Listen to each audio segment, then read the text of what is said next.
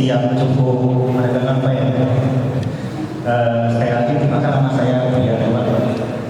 Saya akan berbincang dengan Bapak terkait gagasan. Mungkin ini sedikit prolog dari saya bahwa obat itu sebenarnya sudah menjadi diskusi tongkrongan kami Pak di kedai-kedai kopi dan sebagainya, bahwa untuk menciptakan kampus itu sebagai lab akademik menguji gagasan-gagasan para calon pemimpin itu Pak. Sebagai memulai pertanyaan, mungkin saya akan membacakan CV dari Bapak karena sebagai terlebih dahulu. Dengan nama lengkap Dr. Haji Karnia Sobari MMPD, terlahir di Majalengka 3 April 1954, beragama Islam status pendidikan, kemudian pendidikan S3, alamat di Kelurahan Cijantimaju. Pendidikan SD MIPB Talaga pada tahun 1962 1968, kemudian PGAN Talaga 1968 1974, S1 dilanjut di Uninus Bandung 1982, kemudian S2 di Uninus Bandung 2002, S3 di Uninus Bandung 2009.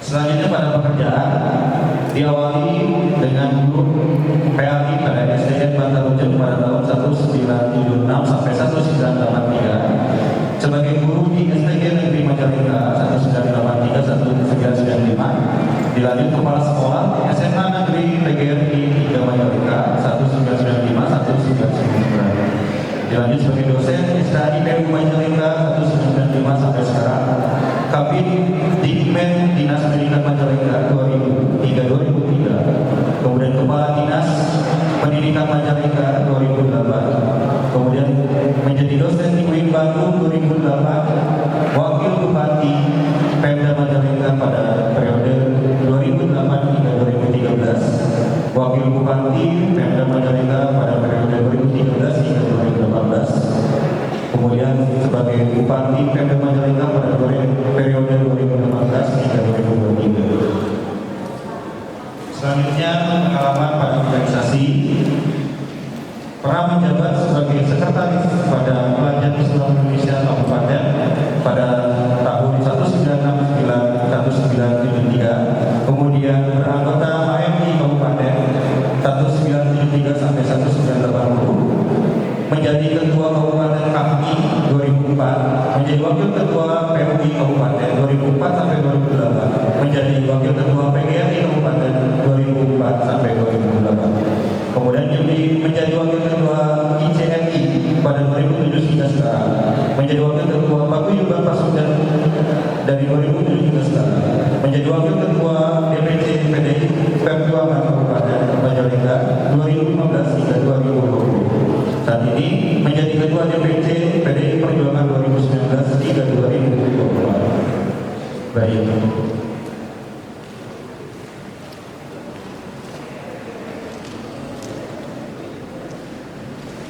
Itu beberapa dari pengalaman Bapak.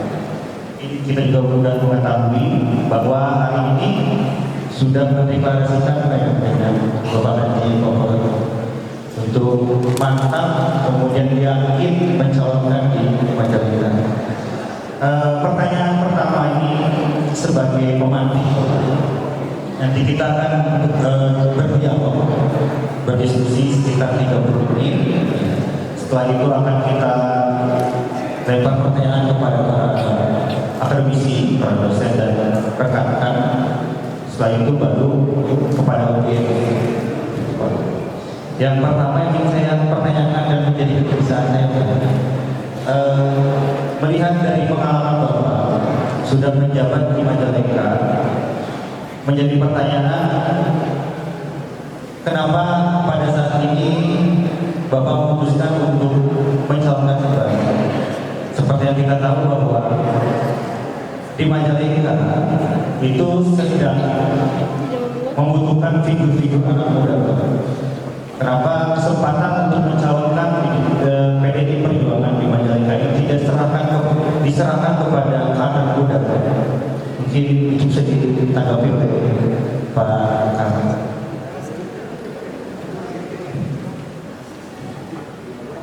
Mungkin duduk dulu.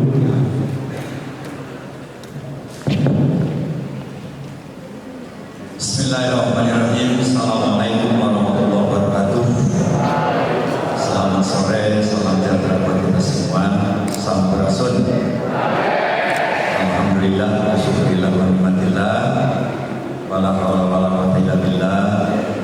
Wa rektor yang mewakili para pimpinan fakultas, kemudian rekan-rekan dari BEM, para mahasiswa yang saya banggakan, hadir menyertai saya, Saudara Kopos Yoko, yang pada hari kemarin kami sudah dideklarasikan sebagai calon bupati wakil bupati dari PD Perjuangan dan dari PKS. Bersepakat dalam periode ini dua partai ini mengusung sebuah formula baru dalam tipologi leadership di Majalengka. Pertanyaannya, mengapa saya harus maju? Kemudian yang akan dijawab juga oleh Pak Koko. Beliau adalah sebagai seorang manajer senior Mitsubishi Corporation Jepang. Saya baca dan ini beliau maka saya hadirkan. Dia harus mengorbankan sebuah perusahaan besar di Jepang yang dia bina selama 20 tahun di Jepang, harus hadir mendampingi saya untuk membangun Majalengka yang maju dan sejahtera lahir batin. Pertanyaan awal tadi ya sebetulnya akan saya jawab melalui sebuah konsep paradigma leadership dalam sebuah pernyataan dari Bill Green dalam sebuah textbook yang berjudul How to Make Good Leadership. Bagaimana membangun sebuah kepemimpinan yang baik di suatu negara dan di suatu daerah. Jadi pertanyaan how to make a good leader ini adalah mengacu kepada tiga hal. Ya. Bagaimana membangun demokrasi sebagai proses yang akan mengoutput, memproduk calon-calon leader di daerah. Kemudian yang kedua tentu adalah bagaimana peragaan manajemen pemerintah yang akan menghasilkan output kerakyatan dalam rangka membangun kesejahteraan lahir batin rakyat. Dan yang ketiga bagaimana target-target yang harus dihasilkan dari biaya yang mahal untuk menjadi kepala daerah ini tidak mubazir di sebuah daerah. Makanya pertanyaan itu, mengapa senior saya masih diminta oleh DPP? Dan tadinya saya sudah angkat tangan. Saya akan memberikan kesempatan kepada yang muda, yang lebih muda dari saya. Usia saya 70 tahun. Tadi pengalaman hidup saya dari seorang guru SD, guru SMP, guru SPG 21 tahun. Sehingga kalau saya kemana-mana ke desa itu selalu angkat tangan. Pak Abdiuddin Bapak tahun 80, Pak Abdiuddin Bapak 81, Pak Murid Bapak sampai dengan 98. Pasti tahun SPG selesai tugas sebagai guru SPG dan saya akan langsung dari kepala SMA, PGRI dan SMA Belanda. Berikutnya Opda 99 ada Abi, kemudian kepala dinas, kemudian dari dosen di UIN, sebelumnya saya mengelola perguruan tinggi STAI, kemudian wakil bupati 2 kali. Nah sebetulnya pengalaman saya sudah cukup kenyang. Kenapa kenyang sebetulnya? Apalagi sih yang harus saya cari dari kehidupan saya. Usia 70 tahun luar biasa, tapi energi saya seperti usia 45 tahun. Ketika saya dites oleh 3 guru besar dari UI dan dari Airlangga, bagaimana leadership di DPD Perjuangan begitu harus menghasilkan karya-karya besar karya. Saya jawab, ya, batas akhir kehidupan itu adalah hanya dengan pengabdian. Bukan dengan usia mental. Ada orang yang 40 tahun sudah tidak bisa berkarya karena kurang sehat, kurang berkemampuan. Jadi dalam agama, saudara-saudara, Yang disebut dengan panjang umur itu bukan panjang kuantitatif, tetapi bagaimana seseorang bisa mengabdikan diri dengan karya-karya yang bermakna untuk rakyat. Gitu kan? Oleh karena itu satuan-satuan waktu saya perhitungkan. Untuk apa? Untuk masyarakat. Ya. Jadi guru hampir 31 tahun, jadi kepala dinas 8 tahun, jadi wakil bupati 10 tahun, jadi bupati 5 tahun, kok masih diberi kesempatan juga? Ya. Dengan rekomendasi yang paling mudah, dan kemarin satu-satunya rekomendasi yang sudah lulus di Jawa Barat hanya Majalengka. Oleh Ibu Ketua Umum, adalah sebuah penghargaan kepada saya karena kamu berprestasi. Oleh karena itu berpikir saya harus regenerasi. Makanya saya baca ide. Seorang kelahiran Kongas namanya Koko Sioko, itu cenderung Jepang Koko Sioko. Makanya dia 20 tahun di Jepang bekerja di Mitsubishi. Saya bilang, oh pulang ke Majalengka. Apapun partai nanti, saya butuh kamu untuk mengakselerasi. Saya selama 15 tahun membangun pelayanan dasar, pendidikan, perumahan, kesehatan, infrastruktur selesai. Rakyat hanya butuh jalan ke desa bagus, Pak. Tidak ada rumah tidak layak huni terlayani, pendidikan terlayani, kesehatan, apalagi dengan pandemi 2 tahun yang saya pimpin dalam kepemimpinan saya telah memporak-porandakan instrumen-instrumen kesehatan dan ekonomi. Makanya saya tidak berpikir lagi, karena pelayanan dasar masyarakat Majalengka sebetulnya dalam tempo yang continuous progress itu bisa dibangun dengan mudah. Yang paling sulit apa? Ya, adalah kondisi FCT Majalengka hari ini ke depan. Makanya saya perlu pemikir teknokrat. Seorang manajer senior di Mitsubishi Corporation, ya, saya sempat coba diimplementasikan di Majalengka kayak apa? Ya, bukan kurang SDM kita. Makanya saya bersyukur, ya, calon-calon muda yang akan menjadi kepala daerah bermunculan, walaupun sampai hari ini masih sulit cari partai. Ini kemana ini dengan siapa? Partai mana dengan partai mana, tidak mudah. Makanya baru pasangan ini aja yang sampai hari ini sudah dididik menjadi bakal calon bupati wakil bupati yang tinggal 10 hari lagi harus daftar ke KPU. Sudah siap. Besok ayo pilkada di Sulawesi. Konsep-konsep misi-misi kami sudah make, begitu untuk kita implementasikan. Begitu. Oleh karena itu saya apresiasi, betul-betul apresiasi teman-teman dari BEM yang akan mengomeng, mengkritisi, dan itu penting. 3 hal tadi, bagaimana demokrasi dibangun yang bisa menghasilkan pemimpin yang berkualitas di Majalengka. Dan yang kedua, tuntut oleh saudara-saudara, bagaimana peragaan manajemen pemerintah ke depan, bukan yang tadi atau sebelumnya. Kemudian tuntut oleh saudara-saudara target-target operasi yang harus dihasilkan 5 tahun ke depan untuk rakyat. Ini 3 hal ini. Jadi bagaimana konsep yang betul-betul dalam memperagakan manajemen pilkada hari ini, pertama mempartisipasikan rakyat, membuat pilkada aman, nyaman dan kondusif. Begitu. Rakyat tidak buat bingung dan bengong dengan pilkada ini hanya 1 hari. Kemarin baru pilpres telat juga, sekarang pilkada lagi. Kalau dibuat telat kasihan mereka. Dan kemudian yang kedua tadi, tuntut oleh para mahasiswa, jangan lihat kalian jadi mahasiswa. Saya pernah menjadi dewan mahasiswa, mengkritisi pemerintah tahun 75 kasus menarik. Saya adalah dedengkos waktu berhenti yang terus memulai pemerintah tahu saat itu mahasiswa tidak punya beban. Tuntut ke depan bagaimana peragaan manajemen pemerintah di Majalengka. Peduli nggak kepada perguruan tinggi?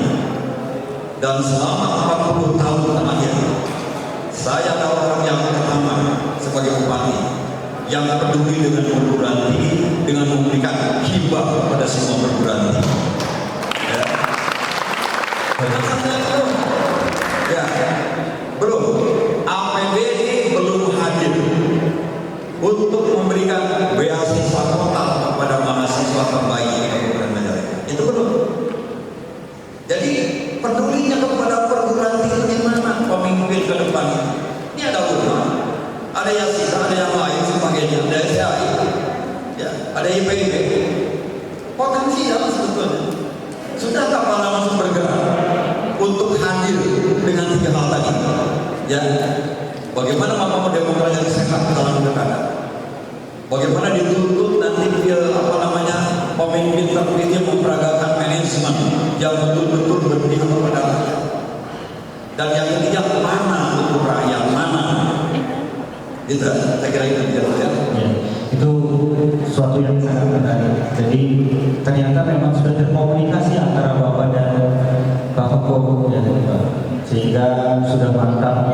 Ini terkait tentang kebijakan atau mungkin yang telah dilakukan oleh Pak Karna. Saya ingin lempar ke isu pendidikan, Pak. Ini juga menjadi kegelisahan saya bahwa saat ini kan kita tahu di Majalengka sering terjadi yang namanya fenomena geng motor, bahkan ada tawuran, terakhir ada kayak aksi pembacokan di jalan. Nah, kemudian upaya dari pemerintah mengadakan sosialisasi dengan tema radikalisme, dan isinya pembahasannya adalah pengaruh dari tontonan video porno. Ini menurut saya ini lucu, Pak. Lucu kenapa? Karena aksi yang terjadi, fenomena-fenomena yang terjadi di anak muda saat ini itu bukan atas dasar radikalisme.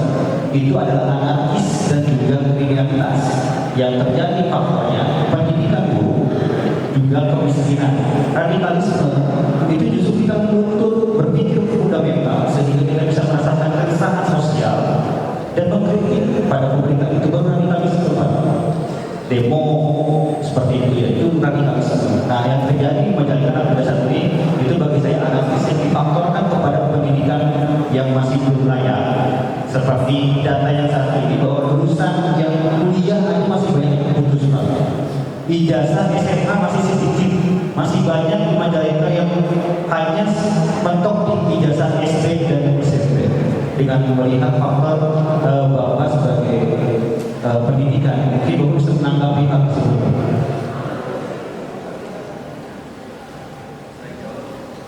Boleh Bapak kemudian bergantian Bapak.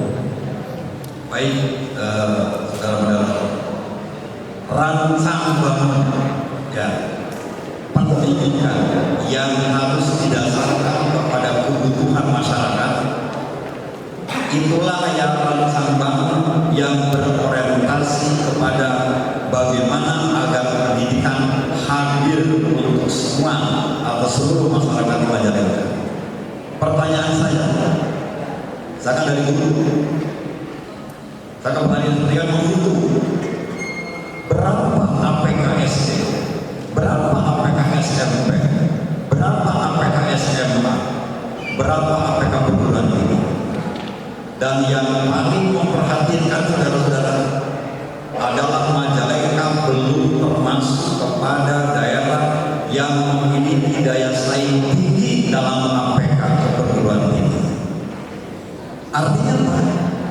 Partisipasi rakyat Majalengka untuk melanjutkan pendidikan pasca SLA itu masih amat rendah.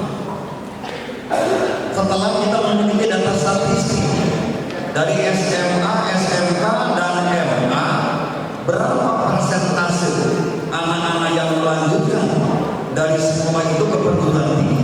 Sangat rendah. Background yang membuat rendahnya itu yang terbesar ternyata masalah kebutuhan anggaran. Dan dari anggaran yang diperlukan adalah untuk biaya hidup. Kalau uang kuliah mungkin ada bantuan dari ini atau dari beasiswa. Tapi kan beasiswa apakah tidak bisa menjangkau kebutuhan keseluruhan di luar uang kuliah? Masih besar itu. Nah inilah yang kata saya tadi, pemerintah daerah belum hadir secara maksimal dan utuh dalam mempartisipasikan rakyatnya melanjutkan perguruan tinggi. Belum berbicara kualitas, belum berbicara output dari perguruan tinggi, belum dimensikan link and match dengan dunia kerja. Makanya saya mengapa tertarik dengan Pak Koko. Ya. Percuma segala Pak Koko, daerah utara penuh dengan industri. Kalau tidak ada putra daerah yang berani tampil untuk mengelola daerah utara, dihabisi lahan produktif sawah berkelanjutan. Walaupun LDTR sudah ada, ketika bintang 4 turun sudah berilang 900.000 hektar selesai. Ya. Ini perlu hadir orang yang bisa mengelola daerah utara. Apalagi nanti titik sentral Lembangan ada di daerah Kertajati. Apalah artinya kehebatan, keunggulan program ya, tidak bisa kita nikmati. Jadilah orang Majalengka penduduk yang menjadi penonton di rumahnya sendiri. Ya. Makanya teman putra daerah yang ada di luar itu berani meninggalkan zona nyamannya di sana. Makanya saya tanya, Koko Istiqomah dulu, hanya sekedar jadi wakil bupati berapa sih gajinya? Dia dengan perusahaan besar di tempat yang berproses selama 20 tahun. Tapi dia rela. Ayah saya mengamanahkan kepada saya untuk kembali ke kampung membangun rumah. Nah ini persoalan. Makanya saya selalu meminta kepada pimpinan perguruan tinggi pada saat saya penyerahan hibah kalau di Koko, tolong mereka, tolong ketua perguruan tinggi, ya kritisi Pak Pemda dalam rangka memenangkan pembangunan di Majalengka. Ya, jangan menjadi tamu di Majalengka pimpinan perguruan tinggi. Oke, kalau mau kritisi dia mau gampang gitu. Tapi ketika harus lahir konsep-konsep yang akan membantu pemerintah daerah merancang bangun pola pembangunan mengatur hasil pembangunan belum bisa kita implementasikan. Ya, oleh karena itu, syukur hari ini nanti diuji aja seluruh para calon kepala daerah, tidak dengan bahasa basi, tidak dengan janji, tetapi dengan konsep filosofinya kayak apa. Majalengka harus lebih bagus itu kayak apa? Peragaannya kayak apa? Daya dukungnya bagaimana? Siapa yang harus diikutsertakan dalam rancang bangun? Sekarang yang namanya rancang bangun pemerintah, Bapeda lagi, orangnya itu juga. Kalau pendidikan perguruan tinggi orang beberapa yang ada dalam rapat, yang sangat berpikirnya tidak banyak, ya terima mereka. Nah, ini jadi saya ke depan itu bagaimana perguruan tinggi itu harus menjadi mitra yang paling tinggi di sebuah kabupaten. Karena di sini adalah orang-orang yang bebas berpikir, yang memiliki kajian akademik. Kalau menjadi pemerintah, kalau sudah jadi bupati, pusing, melayani terus. Jangan berpikir akademik. Saya seorang akademisi. Ketika masuk wilayah bupati, selesai peran saya. Ngurusnya apa? Politik, pelayanan, kepentingan, begitu kan? Makanya perihana, ya eksistensi kemurnian berpikir para mahasiswa agar tidak terkontaminasi dengan kepentingan-kepentingan lain dan selalu kepentingan mengkritisi, memberikan saran pemerintah. Gini Pak, baiknya Majalengka ini. Gini Pak, baiknya industri utara ini. Gini Pak, BJB ini. Gini Pak, lahan pertanian. Saya pertama hibah itu diberikan kepada Fakultas Pertanian. Tolong pertanian di Majalengka. Lahan semakin kritis, ya, kebutuhan beras terus meningkat. Tidak ada orang Majalengka yang tidak makan nasi. One day no rice, no, tidak ada. Satu hari tidak bisa makan nasi, tidak ada. Masih terus. Sudah makan salami 5 jam belum makan. Artinya apa? Kebutuhan beras tinggi. Bagaimana pertanian Majalengka? Lahan kritis terbatas, musim tanam semakin terbatas, musim panen lebih terbatas. Siapa yang bertanggung jawab? Kepelanian pertanian? Ya, mungkin bisa berpikir. Ya. Penyuluh pertanian tidak mungkin. Ini akademisi yang harus berpikir mengenai pertanian di Majalengka. Luar biasa. kajian-kajian ini. Soalnya waktu yang terbatas hanya 1 hari mas. Iya. Nggak akan cukup kita menguraikan program-program target-target pembangunan. Karena kita ingin input bahasa Sundanya supaya menjadi pengetahuan mahasiswa. Yang ingin mahasiswa jadi loss control, ya menjadi sosial kontrol untuk pemerintah. Ya, jangan hanya ketika ada kasus muncul demo kecil itu, tetapi bagaimana menggait terus, mengadvokasi. Oh, dinas pendidikan advokasi, dinas pendidikan oleh etik, kita advokasi, fakultas pertanian advokasi pertanian, ayo, begitu kan? Itu perlu sekali. Sebetulnya kami selalu menantikan Pak Rektor, tolong kami bantu. Nah inilah barangkali yang belum maksimal. Pemda memberdayakan perguruan tinggi, karena mungkin bantuannya sedikit terbatas atau ini. Terima kasih untuk jawabannya. Ini pertanyaan terakhir dari saya, mungkin akan saya tunjukkan kepada Pak Koko. Melihat dengan durasi kita ya, durasi yang cukup mepet. Setelah ini akan saya lempar kepada panelis, para akademisi untuk bertanya. Kemudian nanti ada juga audiens kita akan bagi menjadi 2 termin, 1 termin 3 kali pertanyaan. Begitu seperti ini. Baik Pak, saya tertarik tentang presidensi kerjasama antara Indonesia juga Jepang Pak. Nah kemarin kita sudah melakukan presidensi antara Universitas Majalengka dan juga Jepang untuk pertukaran mahasiswa, dan rencananya kalau misalkan tidak terhalang oleh schedule yang lain, kami pun dan teman-teman dari UAM yang dibentuk oleh saya dan teman-teman saya itu akan kedatangan tamu dari mahasiswa Jepang untuk membahas bagaimana kebudayaan kopi dan sebagainya. Nah, kedepannya bagaimana Pak? Bagaimana cara mengikat kerjasama antara Jepang dan Indonesia berpeluang bagi generasi budaya? Mungkin bisa dijawab secara tepat.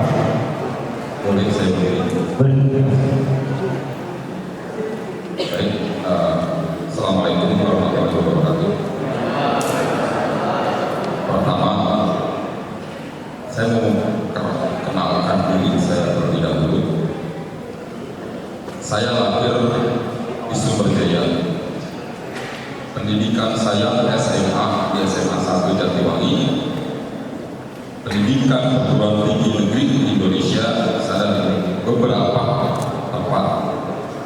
Saya pernah kuliah di Unpad, di STIMIK, di Presiden University. Saya juga pernah di Fortega di Nama Mansur. Sewaktu di Mitsubishi, saya juga pernah dikirim tugas belajar di Jerman dan di Amerika. Saya akan ceritakan sedikit perjalanan hidup saya setelah saya selesai di Unpad.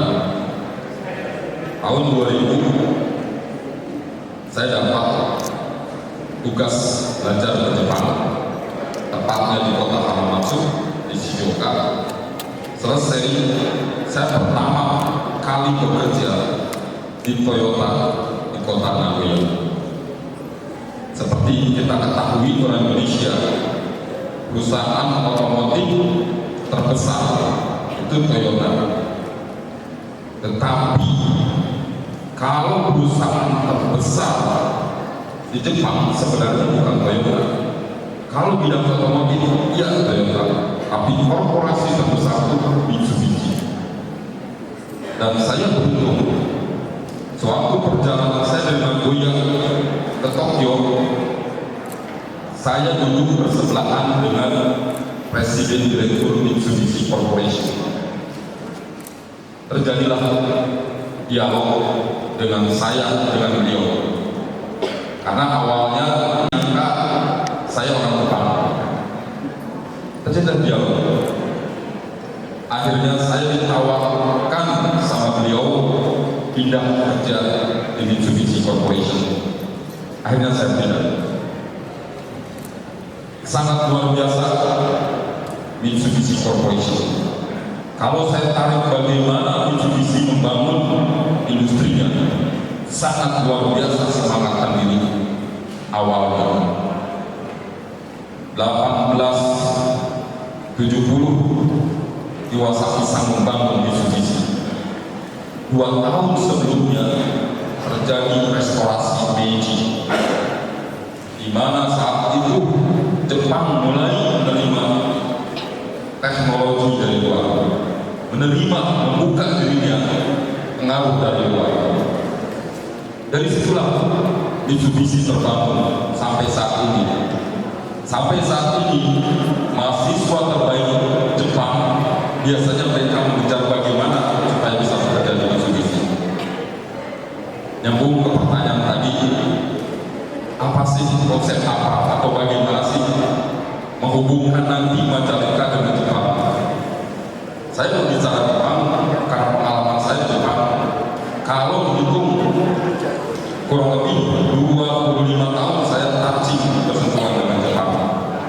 Saya tinggal tetap di Jepang kurang lebih 14 tahun, dan sampai saat ini saya masih berhubungan dengan Jepang. Artinya hampir setengah hidup saya berhubungan dengan Jepang.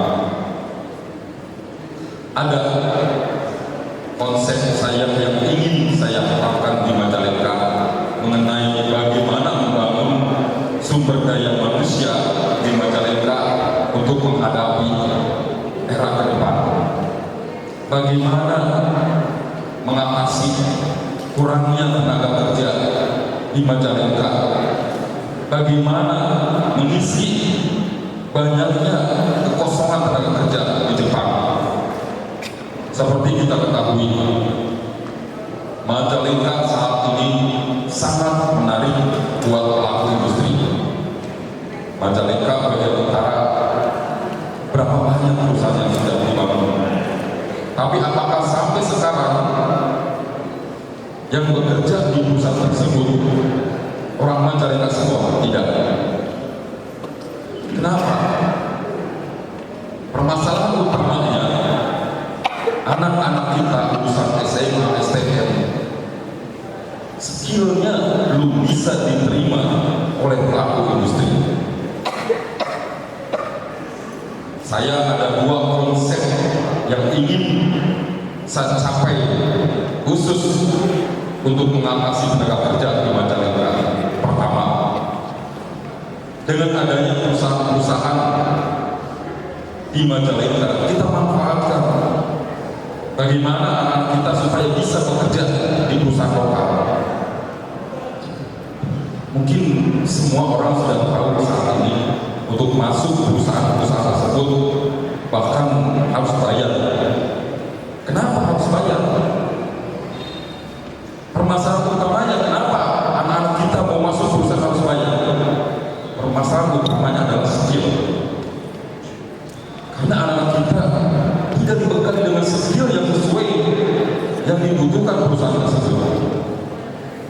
Tapi kalau anak-anak kita dibekali dengan skill yang dibutuhkan perusahaan tersebut, saya yakin perusahaan tersebut yang mencari kita. Itu yang saya alami di luar. Kalau kita mempunyai skill, kita yang dicari sama perusahaan, bukan perusahaan yang mencari kita. Bagaimana konsepnya?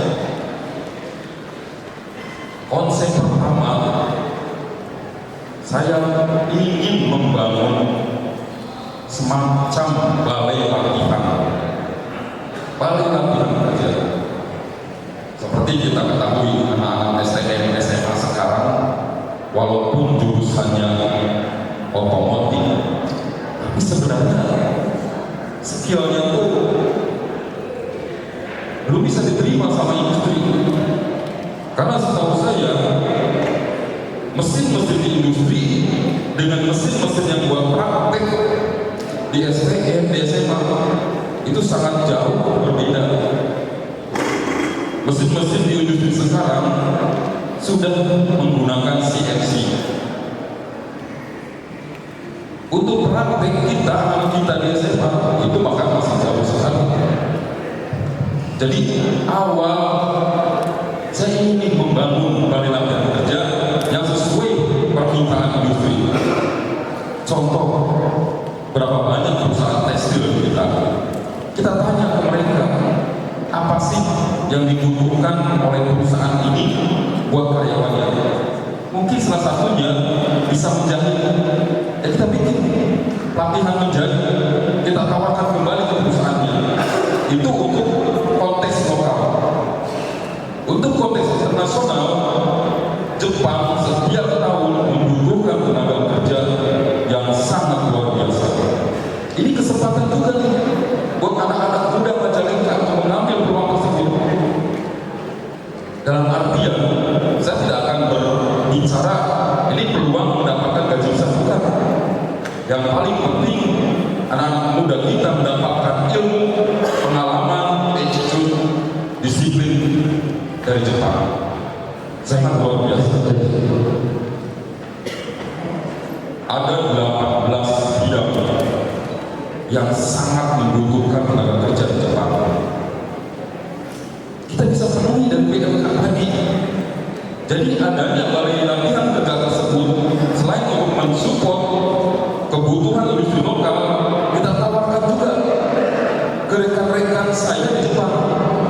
Apa yang kalian butuhkan? Di bidang pertanian, ada PLK pertanian, kita kirim ke mereka. Juga kita kerjasama dengan BLK bahasanya juga, karena di Majalengka cukup banyak. Seperti itu. Ada juga program internship. Minggu kemarin saya didatangi oleh orang Jepang yang meminta saya untuk membuka hubungan internship ya, pertukaran mahasiswa tingkat akhir dengan Jepang. Yoko-san, bisakah ini dikerjasamakan di Majalengka? Saya bilang sangat bisa. Artinya ini peluang buat kita, buat Majalengka. Dan program ini insya Allah akan saya bawa ke Majalengka terlebih dahulu.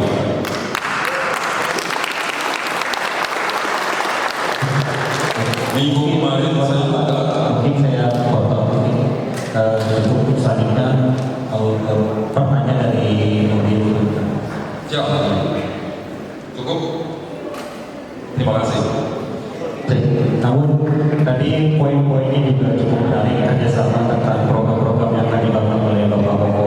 Ini pun menjadi janji yang mungkin bisa membahas masa depan generasi muda Majalengka. Sebenarnya saya pengen membahas banyak, termasuk segitiga banget dan sebagainya, perekonomian pusat di Kalimantan dan sebagainya. Namun kita melihat dari durasinya Pak, kita masuk kepada sesi pertanyaan. Mungkin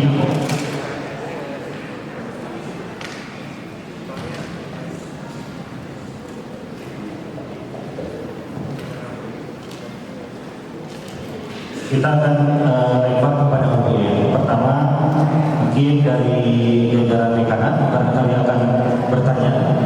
Kita persilakan.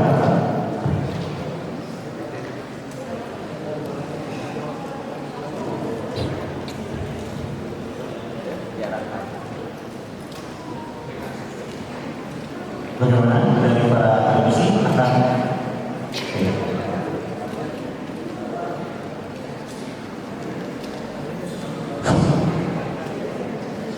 Assalamualaikum warahmatullahi wabarakatuh. Untuk jalan waktunya berkami, mudah-mudahan ini akan lecet. Sedikit saja yang perlu saya akan pertanyaan Haji Kana maupun Angkoko. Ketika saya masuk ke dunia akademisi yang sebelumnya untuk Pak Kana tahu, masih juga pernah di dunia politik praktis. Ini menemukan beberapa pertanyaan yang sangat mendalam. Dan sampai saat ini saya belum bisa menjawab apa solusi yang tepat. Ketika kondisi negara yang berkuasa di tangan yang banyak ini tidak sesuai dengan apa yang diharapkan. Kita tahu bahwa Pak Menteri Bangsa menyusun sebuah dokumen kesepakatan bersama yang kemudian dituangkan di dalam konstitusi. Intinya yang satu, Indonesia merdeka targetnya adalah perbaikan, baik dari sisi ekonomi, kemudian hukum, sosial, dan sebagainya. Intinya harapan kepada kita yang memberikan bangsa ini ingin terjadi perubahan dari rakyat yang miskin menjadi rakyat sejahtera.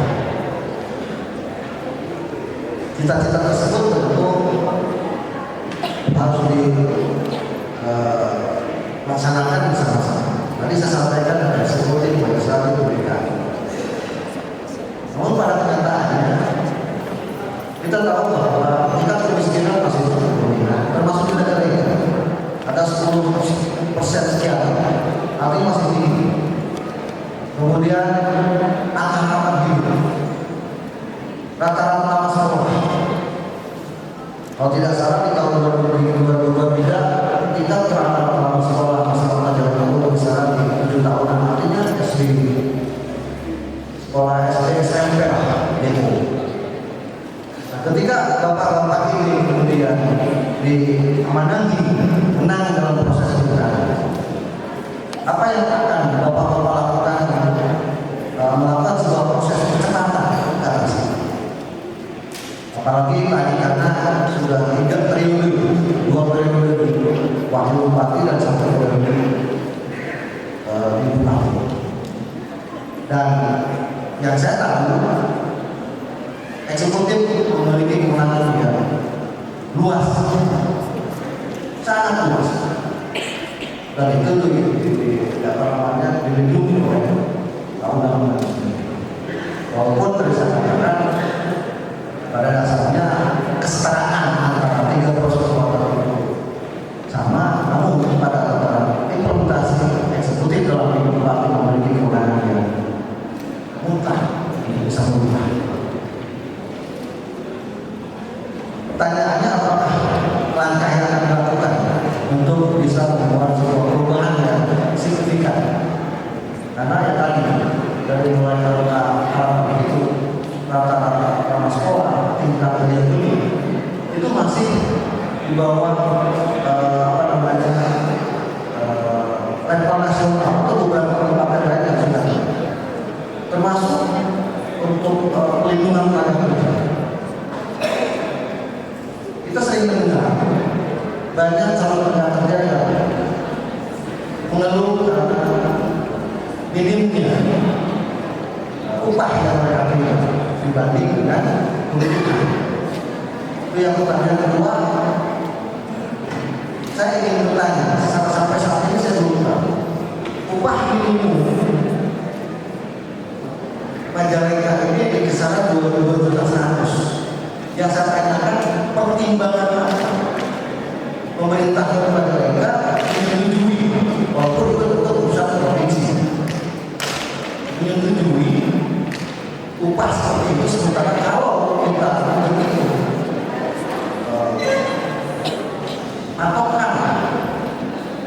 patokan hidup layak itu sudah jelas, makan 3 kali, apalagi kalau berbicara 3 kali itu pacaran masih sempurna, belum kemudian untuk kebutuhan yang lain. Langkah apa kira-kira yang akan bapak-bapak lakukan minimalnya kebutuhan dasar masyarakat Majalengka terpenuhi? Terima kasih. Yang untuk pakai mankoleng, yang Assalamualaikum warahmatullahi wabarakatuh. Dan saya dari Fakultas Ekonomi Universitas Erlangga, tapi tidak mewakili ekonomi karena tidak akan mewakili masalah ekonomi begitu banyak. Pertanyaannya mungkin seputar yang agak-agak teknis saja Pak, ya nanti cara berpikir itu tidak terlalu logis gitu ya. Zaman sekarang kan zaman digitalisasi, serba digital, termasuk ekonomi kita, termasuk turunannya adalah marketing digital. Hampir semua seperti demikian. Nah pertanyaannya, apa nanti kebijakan Bapak untuk menghadapi masalah itu? Karena sekarang ada api gitu ya, dan ekonomi kan ada api. Nah bagaimana kebijakan Bapak permasalahan tersebut? Sehingga masyarakat Majalengka yang menjadi apa yang menjadi usia dan keadaan demikian. Assalamualaikum warahmatullahi wabarakatuh. Baik, terima kasih. Terkait digitalisasi. Selanjutnya, boleh satu lagi. Baik, Bismillahirrahmanirrahim. Assalamualaikum warahmatullahi wabarakatuh. Yang saya hormati Pak Rajikana, Pak Miko. Kemudian tadi sudah banyak ada sedikit disampaikan sama Pak Fadila terkait dengan IDSD Pak. Indeks saya Pak, indeks daya saing. Bahwa kita tahu indeks daya saing kita itu sangat rendah, bahkan tidak terbawa, dan itu di Jawa Barat tidak terbawa. Nah, menurut rencana pembangunan daerah yang sudah ditandatangani dalam beberapa sistem bahwa ada salah satu yaitu ekosistem inovasi. Nah, kaitan dengan hal tersebut, sejalan dengan hal tersebut juga pembangunan TK itu pun menjadi penting, karena itu bisa mendorong pertumbuhan macam bidang sosial, ekonomi dan sebagainya. Nah, salah satunya adalah akses, ketersediaan, termasuk penggunaan, termasuk keahlian yang sedikit dibahas tentang. Nah, yang menjadi pertanyaan dasar saya adalah apa yang menjadi permasalahan, yang menjadi faktor kunci sehingga Kabupaten Majalengka itu menjadi yang tidak terlandai. Nah, sehingga dari situ kita bisa belajar, kemudian kita tahu apa yang harus kita perbaiki. Itu yang pertama. Yang kedua adalah potensi apa yang dimiliki saat ini menurut Bapak, dan potensi apa yang akan disediakan, potensi apa yang akan disediakan untuk kemudian nanti ke depan mereka bisa berdaya saing. Dan yang terakhir adalah rencana apa yang akan dilakukan dalam meningkatkan pembangunan TK tadi, sehingga bagaimana indeks pembangunan IPTK kita itu tidak 7 pun 6 atau 5, tingkat lebih tinggi dari provinsi. Demikian Pak, terima kasih. Waalaikumsalam. Baik, jadi yang pertama terkait ekspektasi pembangunan sejahtera, kemudian kedua digitalisasi, terakhir permasalahan atau permasalahan tentang tingkat kerendahan istilah dan sebagainya. Boleh Pak dijawab? Baik, terima kasih. Ada 3 penanya konsultasi ya. Ya Pak. Dari dengan Fakultas Hukum, kemudian ada ekonomi, kemudian Dari teknik. dari tekniknya. Baik, Ibu dan Bapak, indikator makro pembangunan Majalengka pra COVID-19 itu berada di level ke-13 di Jawa Barat. Ya. Dari mulai menghitung IPM, pendidikan dengan menghitung rata-rata lama sekolah, kemudian angka mulai turun, kemudian angka harapan hidup, kematian ibu bayi, begitu. Kemudian IPM yang berikutnya adalah daya beli masyarakat, kemudian laju pertumbuhan ekonomi Majalengka, pengangguran terbuka, indeks pembangunan, dan yang terakhir masalah UMR. Itu 2019 masuk ke di 2020 itu indikator makro kita bagus Majalengka, ada kenaikan. Dan naiknya itu signifikan. Ketika saya menghadiri kepala BPS, oh ini apa yang terjadi, begitu ya. Terutama yang menyangkut kepada LPM. laju pertumbuhan ekonomi Majalengka 6,6%.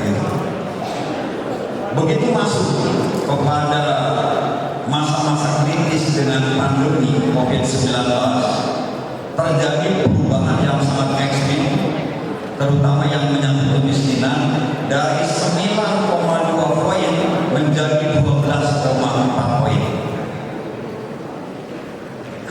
Kemiskinan ekstrim ini terjadi pertama, saudara-saudara, adalah pertanian dengan UMKM dalam kondisi satu malu. Kemudian yang berikutnya para buruh di PKK saat itu. Yang paling banyak terjadi, yang paling banyak saham terbesar memberikan angka kemiskinan adalah terjadinya perumahan, dirumahkannya para tenaga buruh dari 92.000 berkurang ya kepada 48.000, jadi hampir setengah. Jadi istilahnya tidak begitu PHK di Majalengka karena itu lain. Jadi dirumahkan, tapi sebetulnya ya PHK. Dan angka PHK itu yang paling ekstrim. Suaminya bekerja di Ditek, istrinya bekerja di sekolah. Dia kredit motor, kredit rumah, anak sekolah menjadi titik nol. Itu hampir mendekati angka 25% para buruh kita. Jadi sangat terbesar yang menimbulkan angka kemiskinan tinggi adalah dari buruh. Dan yang kedua dari UMKM. Semua permodalan dan fasilitas UMKM menjadi hilang. Semuanya hilang, modal pun hilang, alat-alat dijual untuk kebutuhan pokok hidup. Nah ini yang bertahan itu cuma satu, pertanian. Pertanian luar biasa karena para petani tidak begitu terganggu dengan pandemi. Akibatnya formasi indikator makro pembangunan berubah menjadi turun. Kita akhirnya berada pada titik ke-19 dari 26 kabupaten kota. Dan kemiskinan kita menjadi ke-4 bawah. Nah inilah saudara-saudara gangguan eksternal yang bisa memporak-porandakan target-target pembangunan yang sudah dicapai. Baru dalam tahun 2022 dan 2022 kita mengalami apa itu program pemulihan ekonomi nasional. Saat ini yang menjadi perhatian saya adalah bagaimana mengembalikan esensi peran UMKM dengan diinjeksinya permodalan kepada 72.000 UMKM di Majalengka, diberi permodalan kembali, kerjasama dengan BRI, dengan BNI, dengan Unit Perkebunan dan Perkebunan saat ini. Di samping dari APBD, mulai bangkit sedikit demi sedikit, hanya pertanian terus menguat dalam masa pandemi dan masa pandemi. Jadi melihat gelagat kepemimpinan saya 5 tahun itu dihabisi oleh pandemi 2 tahun, memang sangat luar biasa rasa beratnya. Walaupun saat itu saya tidak pernah mengganggu dana tabungan Pemda 150 miliar karena itu dana politis, sehingga saya tidak berani mengganggu itu, malahan itu bisa digunakan. Fatwa dari BPK Pak Bupati Majalengka, karena di Majalengka tadi itu UMR-nya rendah, sehingga Kerawang Ibu Sadika dengan Pak Roni Kabupaten Sumedang menyindir saya, Pak, karena Sumedang aja udah 3.200.000, kok Majalengka cuma 2 juta sekian. Sebetulnya dalam sidang pengupahan kabupaten kami selalu mengusulkan UMR Majalengka itu di angka 2,7 sampai 3 juta. Tapi lagi-lagi PP 36, PP 3 saya kurang tahu apa maksudnya. Selalu ditolak contoh. Dan sampai surat saya untuk usul dibawa ke rumah ada sekarang. Usulan dari mulai 2022, 2003 saya mengusulkan hampir 2,7 juta untuk bagaimana Majalengka. Tapi akhirnya kembali cuma 2,2 juta. Akibatnya menjadi singgungan dari Sumedang sampai ke Karawang mendekati 5 juta ya pokoknya 5 juta Karawang ini per bulan. Kita hanya 2,2. Saya menghitung mengapa survei kelayakan hidup di Majalengka ini, Pak. Artinya seorang guru dengan gaji 2 juta tidak cukup. Tidak mungkin dengan 2 juta apalagi punya anak banyak orang, punya cicilan. Nah ini makanya angka kemiskinan kita tidak banyak berubah. Sekarang hanya 9,8 poin. Tidak agak digit. Ya, kita ini digitnya ada turun. Nah inilah persoalan besar. Kalau indeks ini pembangunan kita merata utara selatan. Ya, di selatan ingin jalan tol, utara pun apalagi. Itu indeks ini kita hitung. Ya, jadi selalu menyeimbangkan posisi. Makanya kemenangan pilkada itu bisa ditentukan oleh indeks ini utara selatan. Di samping orangnya ada di utara 1, selatan 1. Kalau calon bupati, wakil bupati berhitung di selatan, sulit utara Tenggara. Makanya saya pilih Kokoh dari utara. Dia garang utara. Dia teknokrat. Ya, saya orang pendidikan. Nah ini, dia masih muda 46 tahun, bukan 70 tahun. Artinya sebuah gabungan senior dengan yang masih energi. Nah ini, jadi bagaimana dengan indikator makro ini harus kita tingkatkan ke depan.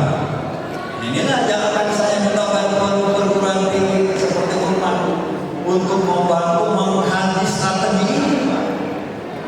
Karena Bapak tidak cukup birokrat saja ya, untuk mengungkit ini. Bapak tahu dari kacamata para dosen ini tahu lihat birokrat Majalengka. Saya paham.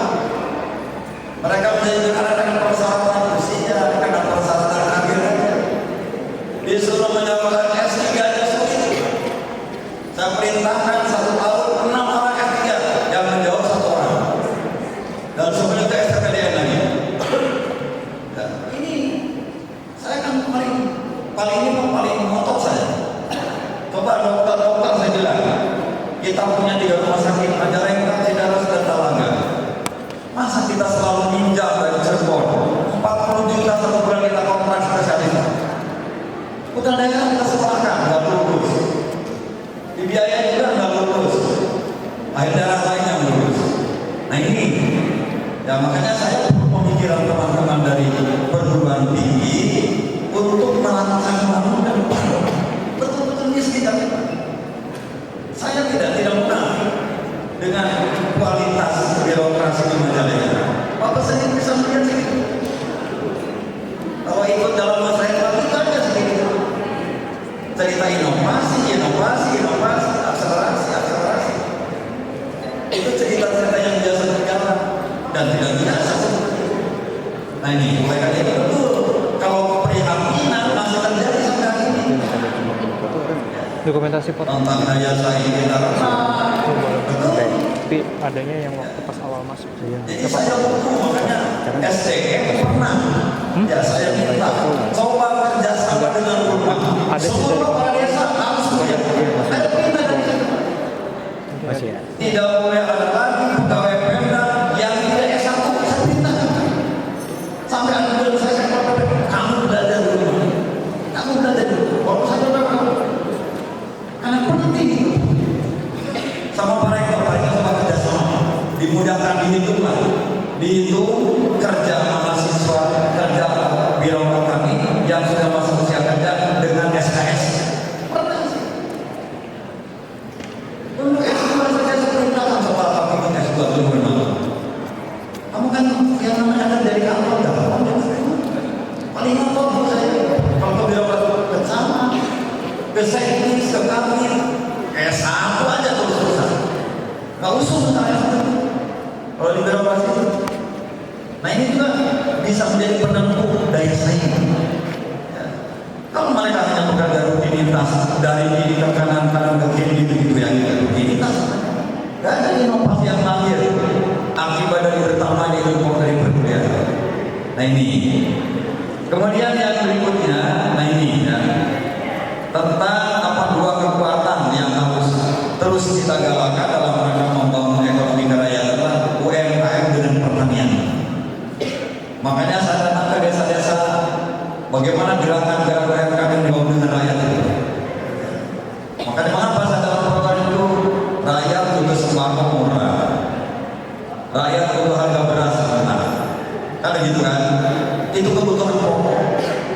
yang perlu kita penuhi, mau tidak mau itu.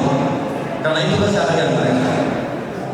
Kemudian pertanian, saya akan terus minta bantuan baik dari kantor pertanian ke IPB untuk merekayasa secara modern pertanian di Majalengka dengan kondisi existing lahan seperti yang ada sekarang seperti ini.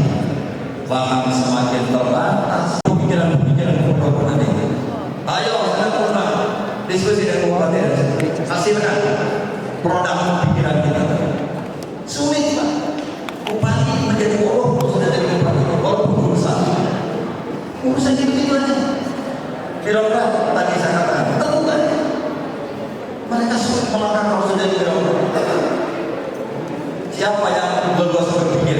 Kaum akademis, memiliki kebebasan iman akademis, berpikir luas, pengkajian, penelitian, pengabdian masyarakat. Ya, makanya luar biasa. Ya, sore hari ini saya bukan menantang tapi mengajak. Yuk orang